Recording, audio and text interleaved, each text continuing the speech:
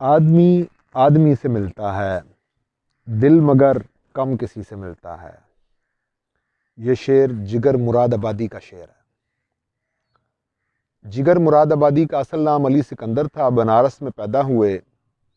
بعض وجوہات کی بنیاد پر خاندان بنارس سے ہجرت کر کے مراد آباد آیا۔ یہیں انہوں نے بقیہ زندگی گزاری۔ اس وجہ سے مراد آباد کی نسبت سے اپنے آپ کو جگر کے تخلص کے ساتھ مراد آبادی لکھا۔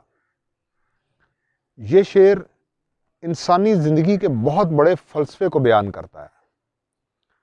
آدمی آدمی سے ملتا ہے، یعنی آپ دیکھیے روزانہ اس دنیا کے 7 ارب انسان اپنی ضروریات کے تحت ایک دوسرے کو ملتے ہیں۔ یہ ضروریات کاروباری ہوتی ہیں، تجارتی ہوتی ہیں، یہ ضروریات سماجی ہوتی ہیں، تہذیبی ہوتی ہیں، تحصیل علم کے لیے ہوتی ہیں۔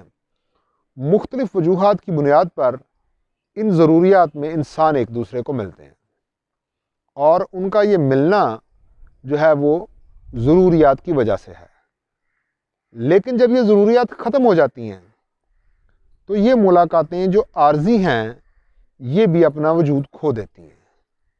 یہی وجہ ہے کہ ان عارضی اور غیر ضروری ملاقاتوں سے یا ضرورتوں کے تحت پیدا کی گئی ملاقاتوں سے انسانوں کے درمیان آپس میں اچھے روابط نہیں بن پاتے۔ اس لیے شاعر اگلے مصرعے میں یہ بات کرتا ہے، دل مگر کم کسی سے ملتا ہے۔ دل کے ملنے سے مراد خیالات کا ملنا، فکر کی ہم آہنگی ہونا۔ ہماری فکر میں ہم آہنگی نہیں آتی۔ کیوں نہیں آتی؟ کیونکہ ہمارا ملنا مخصوص ضروریات کے تحت ہے۔